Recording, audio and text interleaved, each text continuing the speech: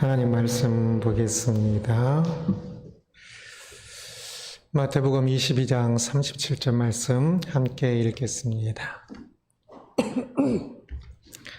마태복음 22장 37절 말씀 함께 읽습니다. 예수께서 이르시되 내 마음을 다하고 목숨을 다하고 뜻을 다하여 주의 너희 하나님을 사랑을 하셨으니. 아멘. 칼빈의 1차 신앙교육서를 보고 있습니다. 칼빈의 1차 신앙교육서는 모든 사람들이 알 수 있기를 원하는 내용이어서 그 내용이 굉장히 짧습니다. 그래서 이 내용을 잘 기억하고 알았으면 좋겠습니다. 여호와의 율법에 대해서 8항목에서 이야기를 하고 있는데, 지난번에 10계명, 1계명까지 보았었지요. 2계명을 봅니다. 함께 읽습니다. 너는 위하여 새긴 상을 만들지 말라라고 하면서 이야기를 하는데요.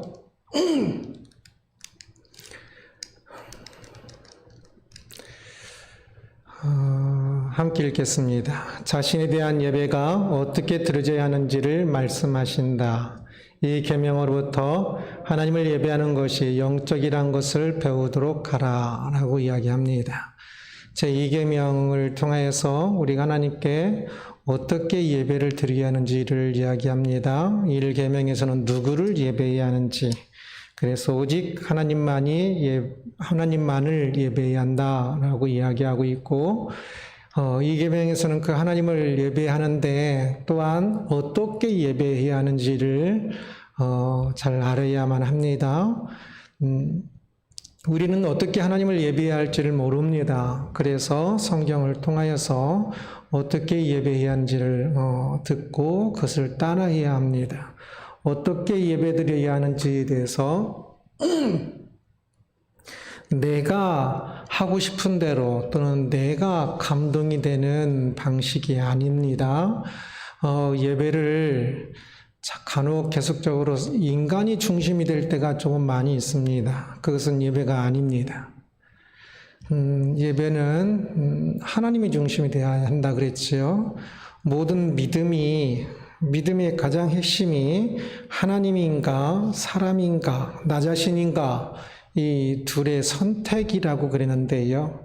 그래서 하나님이 우선되는 그것이 믿음이요 진리라고 이야기했는데, 그 하나님을 경외하는 그것의 가장 핵심이 예배인데, 이 예배에서조차도 하나님이 우선시 되지 아니하고 사람들이 기뻐하는 것, 사람이 우선시 되어져서 드리는 경우가 있는데, 그것은 아주 잘못된 것입니다. 그래서 예배 와서도 내가 은혜 받는 것이 아니라 항상 조금 더 하나님께 집중되어 있어야 합니다.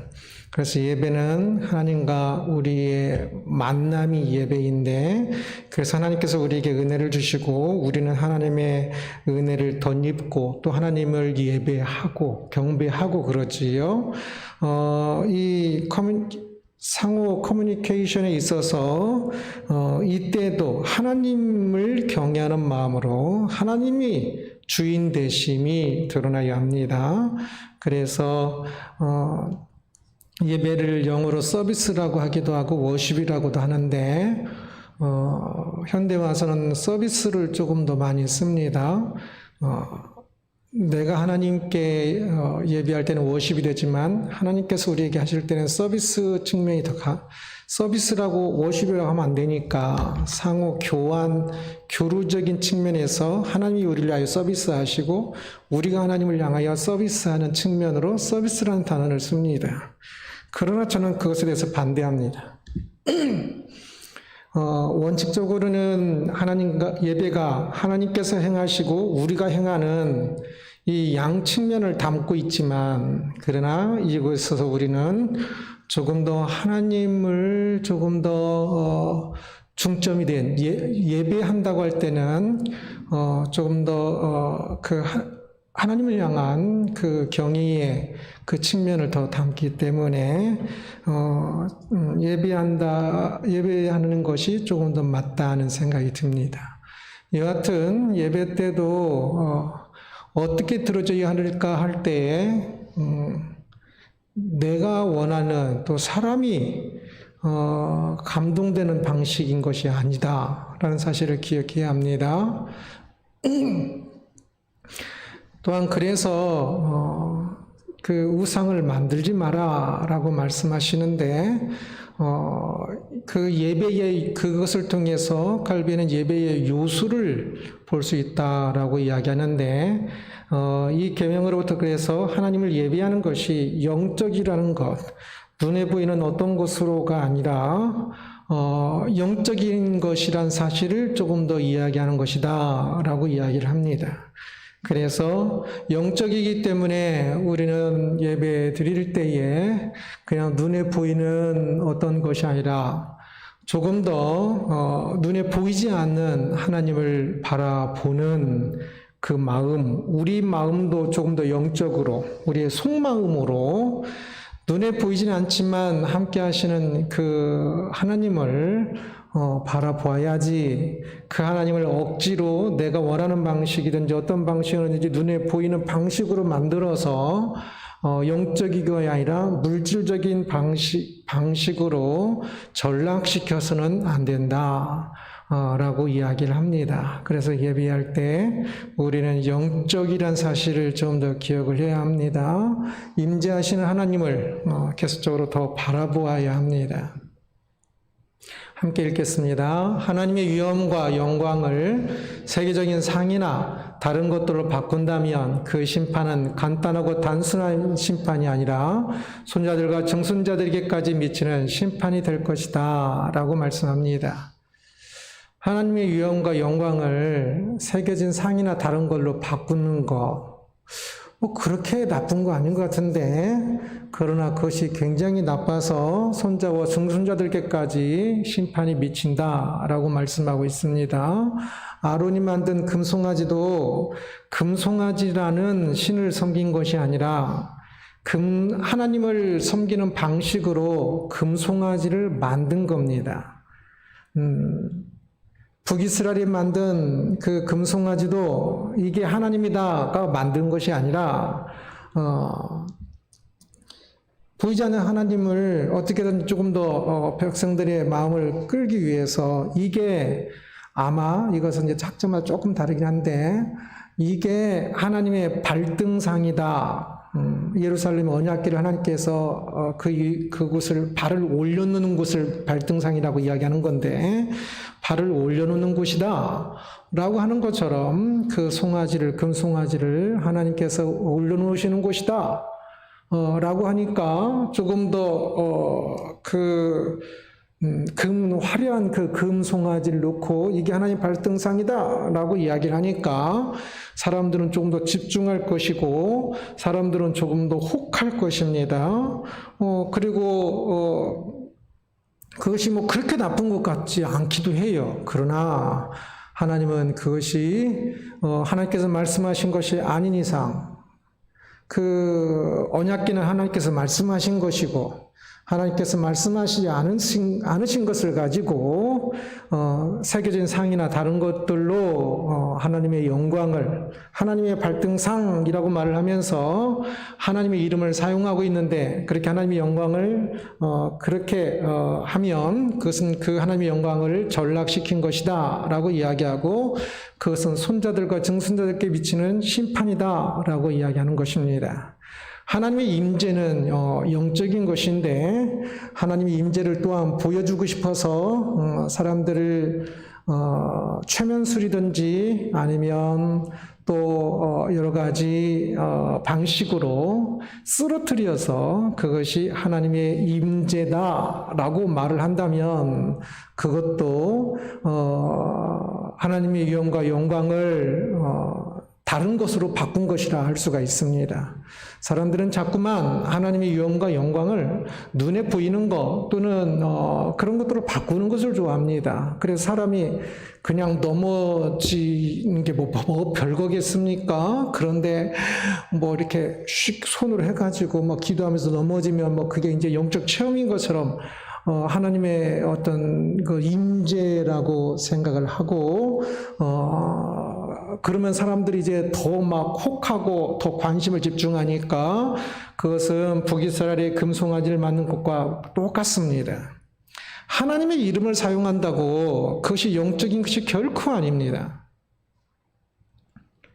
하나님의 말씀에 합하지 않은 그 영적인 것이란 것은 절대 영적인 것이 아닙니다. 뭐 우리 교회 목사님은 영성이 있어 그런 말들을 제가 이번 주에 듣기도 했는데요. 제가 보기에는 전혀 영성이 없는 분이었습니다. 뭐 이상한 모습들을 가지고 영성이 있다라고 이야기하면 안 돼요. 영성이 있다는 것은 하나님의 형상을 닮은 모습이 영성인 것이지. 하나님께서 인간은 사람을 온전하게 하나님 형상 따라 창조한 그 모습을 회복하는 것이 영성이 있는 것이지. 귀신 신나라 까먹는 같은 소리 같은 것을 하고 막 목소리를 하면서 이상한 모양을 가지고 있는 것이 영성인 것은 절대 아닙니다. 그것은 영성인 것이 아니라 오히려 귀신적인 모습입니다.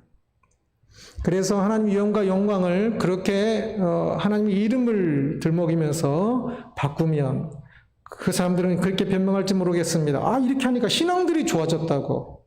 잘 순종하고 목사님이 막 영적으로 보이니까 더 잘 순종하고 교회도 더 잘 참석하고 신앙이 좋아졌다는 말도 듣습니다.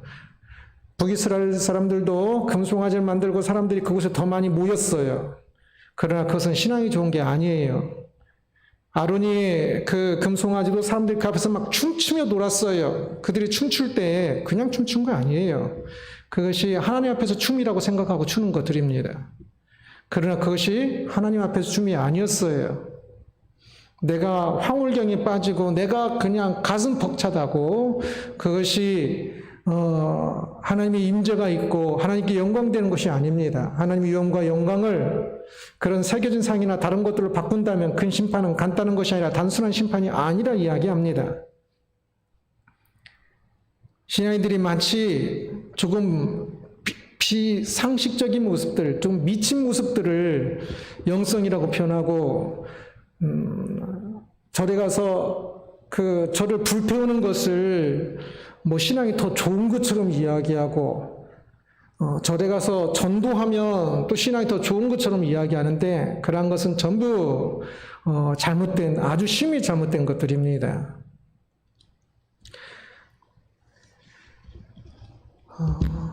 그러기에 하나님을 예비하되 어떻게는 하나님께서 말씀하신 방식을 따라 곧 성경을 따라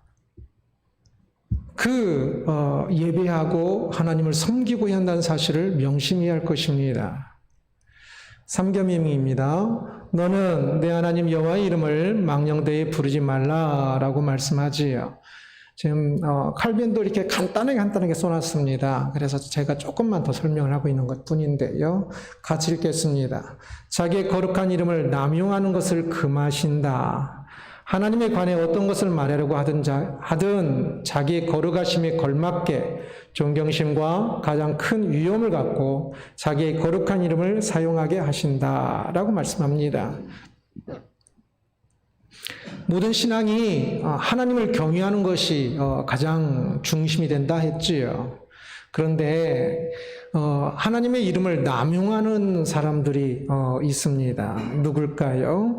교회 안 다니는 사람은도 뭐 댓글 쓸 때 남용하기도 해요. 그러나 그 사람들도 옛날에 다녔던 사람 같아요. 또 교회 다니는 사람이 조금 더 하나님의 이름을 남용하는 경우가 많겠지요. 제가 경험한 바로는 그래요. 하나님의 이름을 아주 엉뚱한 곳에 자기의 목적이나 또는 자기의 농담이나 또는 자기의 그 멋대로 하나님의 이름을 남용하는 것을 보아요. 그러나 하나님을 향하여 우리는 늘 이 경외의 마음을 가지고 있어야만 합니다. 그래서 하나님의 이름을 사용할 때는 하나님의 그 거룩하심에 걸맞게 존경심과 그 가장 큰 위엄을 준 그 이름에 맞게 그것을 사용해야 할 것입니다. 옛날에는 아버지의 이름도 함부로 부르지 않았지요. 존경심이 있었기 때문에 그렇게 불렀던 것입니다. 사회사본에는 하나님의 이름이 동그라미로 되어 있다고 그랬지요. 하나님의 이름이 있을 때는 쓰지도 않고 그냥 동그라미로 써놨습니다. 주로. 하나님의 이름을 쓰는 것을 경외하는 마음을 가졌기 때문에 그래요. 사람이 말을 함부로 하다가 하나님의 이름을 잘못 쓰고 잘못 발음할까 봐. 그래서 하나님의 고유명사는 이제 하나님이란 것은 보통명사라고 그랬지요. 하늘님, 보통 최고의 신을 우리들은 하늘님이라 그랬죠. 옥황상제 또는 하늘님. 그 하늘님을 이 성경에 이 하나님이 그 최고의 신이기 때문에 우리 번역을 하면서 리을을 빼고 하느님, 또 하느님 또는 하나님, 아리아떼 때문에 그랬다고 했지요. 그렇게 번역을 한 겁니다. 그래서 이 하나님, 엘로힘, 이런 단어들은 전부 보통명사입니다. 다른 신을, 지구의 신, 가장 높은 신을 말할 때 사용하는 단어들입니다. 그렇지만 여호와는 고유명사입니다. 그래서 그 고유명사인 여호와 이름을 사용할 때는 더더욱더 그래서 발음 자체를 하지 않아서 그 여호와라는 이름이 모음을 주라는 아도나이 그 이름을 붙여서 그냥 있으면 여호와 그 글자가 있으면 사회사문은 동그라미죠. 그냥 아도나이라 불렀습니다. 주라는 뜻입니다. 전혀 그 단어와 상관없이. 그래서 여호와가 모음이 뭔지를 모릅니다. 지금도 정확히. 그래서 그냥 야훼일 거라고 이야기하기도 하고 여호와일 거라고 하기도 하는데 그만큼 하나님의 이름을 부른 것 자체를 굉장히 경외감을 가졌던 것입니다. 그런데 요즘은 하나님의 이름을 너무 진짜 막 먹지요.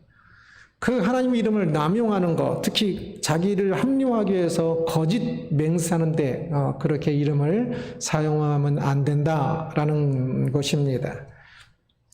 그러면서 또한 저는 3계명에서는 여호와 이름을 망령되이 일컫지 말라 이 말 속에는 이건 칼빈의 말이 아닌데 저는 그 안에는 여호와 이름을 그 위엄에 맞게 거룩한 이름에 맞게 잘 사용하라라는 것까지 포함하고 있다고 생각합니다. 하나님의 이름을 부르지 않는 것, 아까 그렇게 경외감으로 동그라미 했고 또는 다른 이름을 부르는 것, 그 마음은 좋을 수 있지만 저는 그러나 그것은 과한 거라고 생각합니다. 하나님의 이름을 그 거룩하심과 그 위엄에 맞게 찬양하면서 또는 기도하면서 그 이름을 부르는 것은 그분의 존재와 임재를 의미하는 것이어서 누가 제 이름을 부르면 제가 고개 돌리지 않겠습니까? 하나님의 이름을 부를 때 하나님께서 고개 돌리실 것입니다. 그래서 우리는 하나님의 이름 그 위엄과 거룩함에 맞게 그 마음을 담아서 참으로 그 이름을 그렇게 아름답게 부르는 것이 참으로 하나님의 뜻이고 말씀일 것입니다. 제4계명은 안식일을 기억하며라고 이야기하고 있는데요. 함께 읽겠습니다. 이 계명에는 3가지 이유가 있었음을 보게 된다. 원래 안식일을 기억하여 거룩히 지키라는 이 말에는 3가지 이유가 있었다는 겁니다. 첫째 가르쳐 있습니다. 여호와는 7째 날의 휴식을 통해 이스라엘 백성에게 영적 안식을 선물하기를 원하셨기 때문이다. 이 안식 때문에 신자들은 여호와가 자기들 안에서 일하시도록 자기들의 일을 쉬어야 한다. 자기 일에 바쁜 것이 아니라 7째 날에 하나님께서 쉬었던 것처럼 하나님의 그 창조를 기억하면서 이스라엘 백성들도 일곱째 날에 쉬었습니다. 그러면서 그때에 자기의 일을 쉼으로 여호와께서 자신들 안에서 일하실 그 여지를, 공간을 만들었다라고 이야기합니다. 두 번째, 여호와는 자기의 백성이 함께 모여 율법을 듣고 의식들을 행할 날을 정하길 원하셨기 때문이다. 그래서 안식일을 기억하여 지키라 하셨다고 합니다. 백성들이 함께 모여서 율법을 듣고 의식들을 행할 날을 정하기를 원하셨다. 세 번째, 함께 있습니다. 여호와는 종들과 다른 이들의 권위 아래에서 일하는 사람들을 위해 쉬는 날이 제공되어야 한다고 정하셨는데 이는 그들이 수고로부터 쉼을 얻도록 하기 위함이었다. 이제 자기 수하에 있는 다른 사람, 일하는 사람들, 종들과 일하는 사람들도 쉬는 날, 약자들에게도 쉬는 날을 제공하기를 원하셔서 그렇게 하셨다라고 이야기합니다. 그러면 오늘날 이 안식일을 지키는 것은 어떻게 우리가 해야 할까라고 물어볼 때 이것을 가장 사람들이 많이 어려워하는 것 중에 하나지요. 구약에서 안식일을 지키는, 거룩하게 지키라는 것이 아주 강조되고 나오는데 왜 오늘날 우리들은 안식일을 지키지 않는가라고 이야기할 때 전문적인 용어로는 연속성과 불연속성이 있다라고 제가 자주 이야기했었지요. 구약의 그 일들, 율법들이 오늘날 연속성과 불연속성이 있는 것들이 있습니다. 그래서 구약의 그 내용이 오늘날도 이어지는 부분과 그 다음에 단절되는 부분, 불연속성이 있는데요. 그래서 칼빈은 십계명을 처음 시작하면서도 이 율법을 영적으로 보아야 한다라고 이야기하는 걸 보았었습니다. 첫째, 함께 읽겠습니다. 첫째 이유와 관련하여, 이 첫째 이유가 무엇인지 기억나십니까? 첫째 이유와 관련하여 여호와는 일곱째 날의 휴식을 통해 이 말을 입니다. 함께 읽습니다. 첫째 이유와 관련하여 이것이 그리스도 안에서 폐기되었다는데 의심의 여지가 없다. 그러므로 그리스도인들은 날들을 미신적으로 지켜서는 안 된다. 그러나 앞서 언급된 뒤에 두 가지 이유는 옛 그림자들을 여기서는 안 되고 모든 시대에 똑같이 적합하다라고 이야기를 합니다. 첫째 이유와 관련해서는 폐기되었다. 그 의식법이 그 일곱째 날을 지켜야 하는 그것이 폐기되었다는 뜻입니다. 완성됨으로 그리스도 안에서 완성되어지고 그리스도 안에서 이제 제2창조가 시작되었다라고 말을 하기도 하고 그리스도 안에서 안식을 바라보기 시작한다라고 이야기를 하기도 합니다. 그래서 제7일째가 아니라는 거지요. 그래서 그리스도인들은 날들을 제7일째를 미신적으로 지켜서는 안 된다라고 이야기합니다. 대신 뒤에 두 번째, 세 번째는 그림자로 여겨서는 안 되고 모든 시기에 똑같이 적합하다. 다시요. 일곱째 날의 휴식은 폐기되었고 백성 함께 모여서 율법을 듣고 의식들을 행하는 날은 그림자가 아니라 이어져야 하고 세 번째 다른 사람들에게 쉬게 해주는 것, 배려하여 쉬게 해주는 것도 이어져야 한다. 그대로다. 칼빈이 그렇게 이야기하고 있는 것이며 똑같이 적합하다. 같이 있습니다. 미신을 피하는 것이 좋기 때문에 유대인들이 지킨 날을 피하게 되었다. 다른 날로 대체되었다라고 이야기합니다. 여전히 일주일에 한 날을 모여서 함께 예배하고 말씀을 배우고 그리하는데 안식일을 그대로 하면 그것이 그 의미가 바뀌었음에도 불구하고 그대로 하면 그 의미 바뀐 것을 놓치고 옛날 식대로 하는 그러면 미신이 돼버리고 마는 날짜만 남으니까 날짜를 내용보다는 날짜를 더 중요하게 여기니까 그렇게 되면 미신이 되니까 이 미신을 피하는 것이 좋아서 안식일 날짜를 제7일째에서 다른 날로 바꾸었다라고 이야기하는 겁니다. 다른 날로 바꿀 때 주일로 바꿨다는 말은 말하지 않고 그냥 다른 날로 대체되었다라고만 말을 하는데요. 우리는 그 다른 날 중에 안식일 다음 날, 그 초대교회에서도 안식 후 첫날이라고 이야기하죠. 그 예수님이 부활하신 날을 지키니까 그것이 전통이 되어서 주일 예수님이 부활하신 그날을 조금 더 그날을 모여서 그날 모여서 예비하고 말씀을 배우고 하게 되었지요.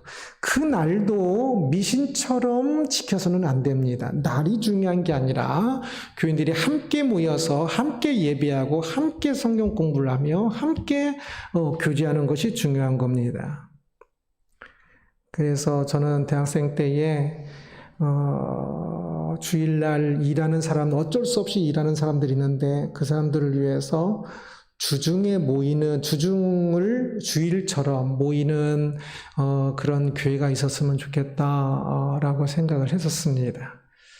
그런데 요즘은 이제 또 더 많이 쉬니까 사람들이 토요일날도 쉬고 그러다 보니까 좀 그러긴 하는데 하여튼 주일도 미신이 되면 안 됩니다. 그래서 그 어떤 사람이든지 그 대신 조금 더 그들이 함께 모여서 함께 예배하고 할 수 있는 그 일주일 단위로 한 날을 정하여서 함께 신앙 예배하고 하는 것은 제 4계명을 지키는 방식이 될 것입니다. 그러나 주일이 제일 좋은 날이긴 할 것 같습니다. 5계명입니다. 내 부모를 공경하라 라고 이야기합니다. 함께 읽겠습니다. 이 계명은 우리에게 부모에 대한 경건 그리고 여호와의 정하심에 따라서 권위에 있어서 우리 위에 부모님들을 대신한 통치자들과 같은 그런 자들에 대한 경건을 명한다. 조금 더 경건이라는 표현을 썼는데 조금 번역을 그렇게 한 것이고 조금 더 공손함 그런 의미일 것입니다. 부모를 공경하라는 말은 그 부모는 우리는 이제 부모는 부모만 의미하지만 저 히브리어는 신앙의 스승도 표현하는 단어고 또는 세상의 어떤 통치자들도 저 단어로 부릅니다.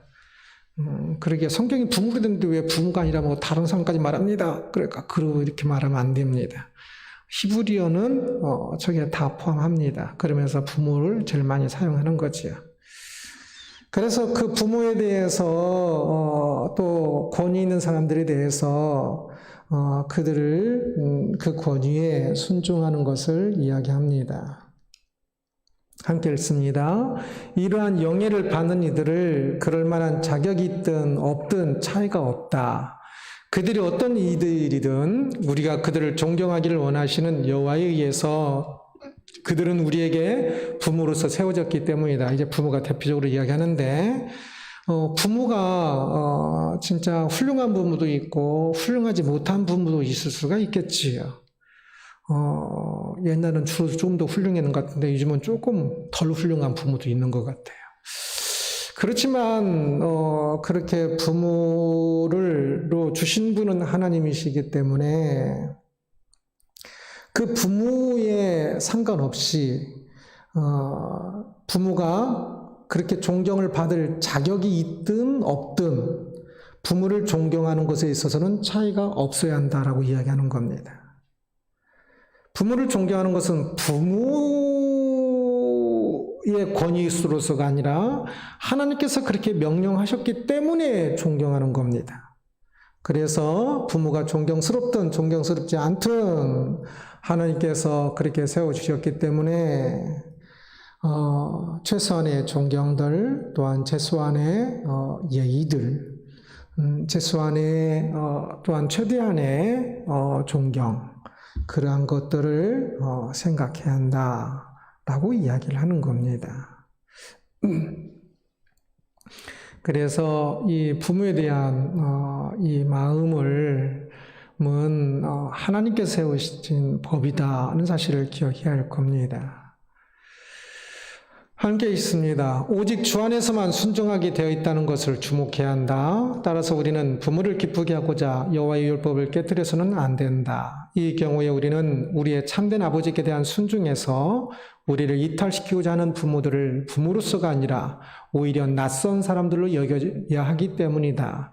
그렇다면 그 부모가 하나님의 말씀을 어기게 만들면, 부모가 교회 가지 마라 한다면 그러면 어떻게 합니까? 라고 물어볼 때 그것에 대해 한 가지를 더 추가해서 말한다면, 그 경우는 참된 아버지께 대한 순종에서 그 육신의 부모가 일시적인 부모지요. 천국 가면 나중에 더 이상 부모가 아니지요.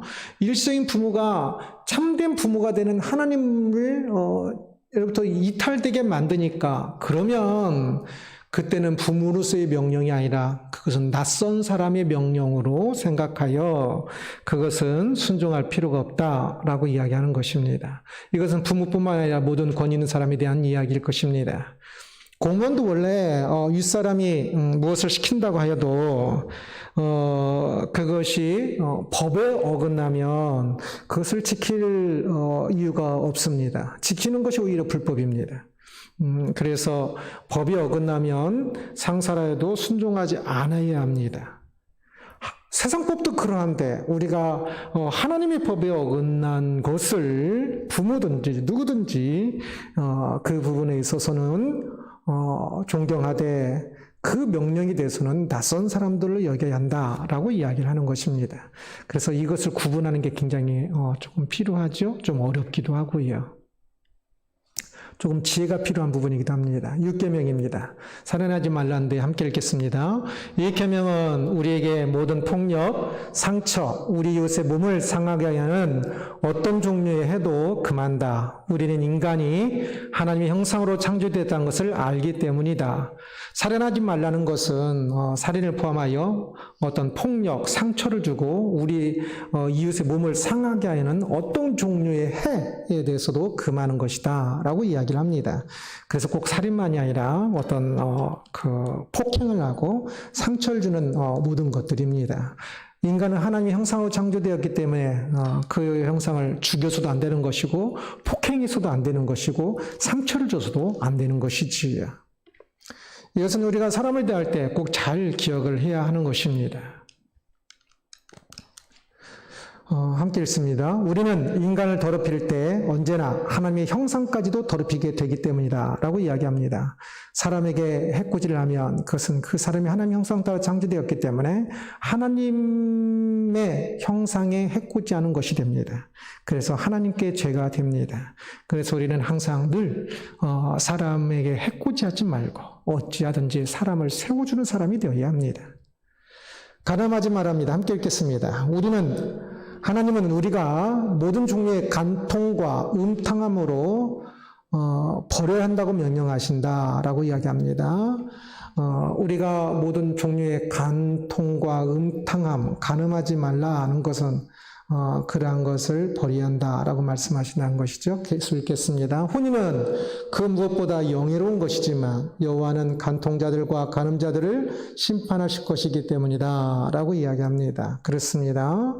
혼인은 참으로 영예롭고 아름다운 것입니다. 그러나 그것을 벗어나서 간통자들과 간음자들은 참으로 추한 것이 될 것입니다. 그러기에 이 성에 있어서 그 아름다움으로 지킬 수 있도록 우리는 잘 살펴야 할 것입니다. 그래서 8계명 도둑질하지 말랍니다. 함께 있습니다. 이 계명은 우리에게 타인의 소유물을 빼앗는 것을 금한다. 난폭한 강탈뿐만 아니라 모든 교활함과 강개까지도 금해야 한다. 타인의 소유물을 빼앗는 도둑질 같은 경우는 이제 대부분은 이렇게 강제로 빼앗는 경우는 별로 없지요. 그러나 교활함과 강제로서 빼앗는 경우는 많이 있는 것 같아요. 그러나 그까지 우리가 남의 것을 빼앗는 것을 금하는 것이다 라고 이야기합니다. 시간이 없어 빨리 가겠습니다. 9계명은 내 이웃에 대해 거짓 증언하지 말랍니다. 함께 읽겠습니다. 우리 형제가 어떤 식으로든 상처를 입게 되는 모든 거짓뿐만 아니라 자기의 명성을 훼손하게 되는 악한 말과 비난받아 마땅한 방종을 정죄하신다. 앞의 계명이 손을 억제하는 것이라면 이번 계명은 혀를 억제하게 한다. 라고 이야기합니다. 그래서 거짓 증언하는 거, 말하는 것이죠.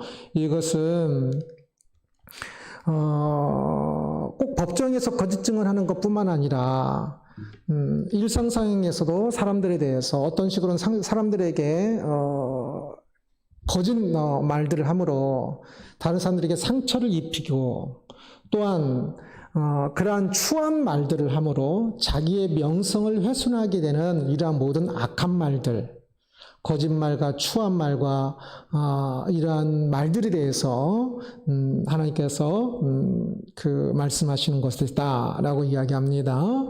그래서 도둑질하는 것이 손을 억제하는 것이라면 이 계명은 거짓 증거하지 말라는 것은 혀를 억제하는 것이다라고 이야기합니다. 그래서 사실은 혀로 참 많은 사람들을 상처를 주고 자기 자신을 또 상처를 주기도 하고 그렇지요. 십계명입니다. 내 이웃의 집을 탐내지 말라. 내 이웃의 아내나 그의 남종이나 그의 여종이나 그의 소유나 그의 낙이나 물은 내 이웃의 소유를 탐내지 말라라고 말씀하십니다. 함께 읽습니다. 우리는 이 계명을 통해 여호와는 사랑의 경계를 벗어나는 우리의 모든 욕구에 재갈을 물리신다. 이 계명은 마음에 이러한 것을 품는 것을 금한다. 앞의 계명에서 저주의 재갈을 물렸듯이 여기서는 원한의 재갈을 물린다. 이것은 조금 더 마음적인 것을 이야기합니다. 십계명은. 그래서 사랑하는 마음, 사랑하면 다 좋은 것 같지만 그러나 사랑의 경계를 이야기하는 것이다라고 이야기하지요. 내 것이 아닌 다른 사람 것을 사랑해서는 안 되고 내 아내가 아닌 다른 사람의 아내를 사랑해서도 안 되는 거지요. 그래서 그 경계, 선을 알아서 이 욕구의 재갈을 물리는 것을 말씀한다라고 이야기합니다. 그래서 마음에 이러한 것을 품는 것을 금하시는 것이다. 그래서 앞에 거짓 증거는 입에 저주나 추한 말이나 그런 말에 재갈을 물렸다면 이 십계명에서는 원한의 재갈을 물린다. 원한의 마음을 갖는 것을 이야기하지요. 이 마음을 또한 표현되지 않았다 할지라도 이 마음을 가지면 또한 죄가 됩니다. 표현되지 않았어도 이 마음이 가장 항상 1차적이고 2차가 이제 말이 되겠지요. 마음은 자기도 모르게 생겼는데 그래서 말에서부터 조금 더 제어를 해야 하는데 더 중요한 것은 마음부터 그 제어를 한다면 더 좋을 것입니다. 이렇게 여호와 율법에 대해서 봤는데 그러면 이 칼빈은 이 율법의 유약이 무엇인가라고 이야기하면서 이렇게 이야기합니다. 함께 읽겠습니다. 그리스도께서 율법 전체가 다음 두 가지로 요약된다고 가르치셨을 때에 율법의 모든 계명이 향하는 방향을 충분하게 선언하셨다라고 이야기합니다. 무엇인지 우리는 잘 알죠. 함께 읽겠습니다. 우리는 마음을 다하고 목숨을 다하고 뜻을 다하여 주 우리 하나님을 사랑해야 한다. 그 다음에 우리는 우리의 이웃을 우리 자신같이 사랑해야 한다 라고 말씀하십니다. 이것이 율법의 요약이라고 이야기합니다. 이것은 신약인 것이 아니에요. 율법의 요약이에요. 구약의 요약이기도 하고 구약, 신약 전체 합친 요약이기도 해요. 이 요약 자체가 함께 읽겠습니다. 그리스도는 이 해석을 율법 자체에서 취하셨다. 왜냐하면 첫 부분은 신명기 6장에 나와 있고 그리고 둘째 부분은 레위기 19장에 기록되어 있기 때문이다 라고 이야기합니다. 하나님을 사랑하고 내 이웃을 내 몸같이 사랑하는 것은 예수님께서 새롭게 가르치신 것이 아니라 저기 신명기 6장과 레위기 19장에 명시되어 있을 뿐만 아니라 성경 전체에서 이야기하고 있는 것이다 라고 이야기를 한 것이죠. 그래서 이것이 가장 율법의 요약이다 라고 표현을 하고 있는 것입니다.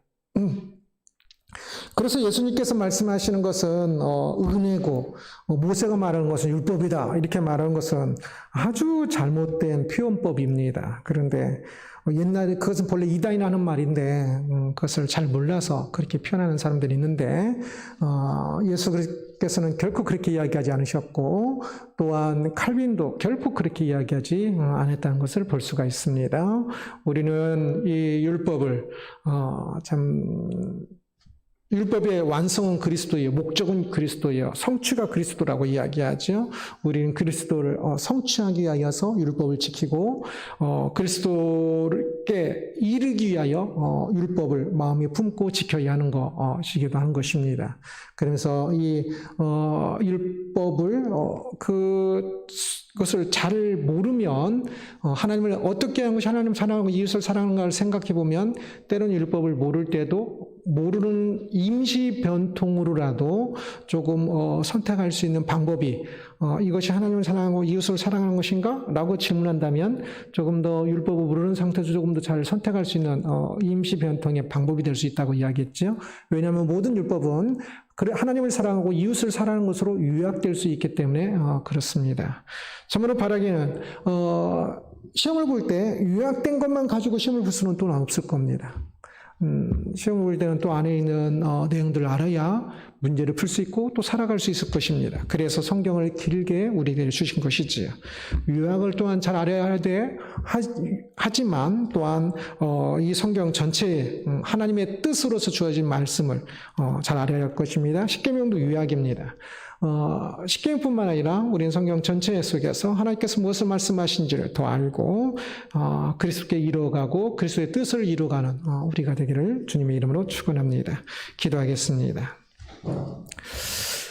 영광의 하나님을 찬양합니다. 주여, 우리를 사랑하셔서 우리에게 율법을 주시고 율법을 통하여 그리스도까지 이루고 그리스도의 뜻을 알고 그리스도와 연합하게 하고 목적을 이루게 하신 하나님을 찬양합니다. 주여, 우리를 주장하여 주셔서 말씀이 무엇을 의미하는지를 잘 배우게 하시고 깨닫게 하시고 그 말씀으로 우리의 심령이 변화되게 하시며 그리함으로 하나님을 사랑하고 이웃을 사랑하는 율법의 요약을 성취해가는 구체적인 우리 하루하루의 삶이 될 수 있도록 주여 인도하여 주옵소서. 언제나 함께 하신 하나님을 찬양합니다. 돌아가는 발걸음도 주께서 지켜주옵소서. 수요 예배를 잊어버린 사랑하는 성도님들도 있는데 주께서 인도해 주셔서 다시 함께 모여서 예배할 수 있도록 은혜를 더하여 주옵소서. 감사하며 예수 그리스도의 이름으로 기도드리옵나이다. 아멘, 아멘.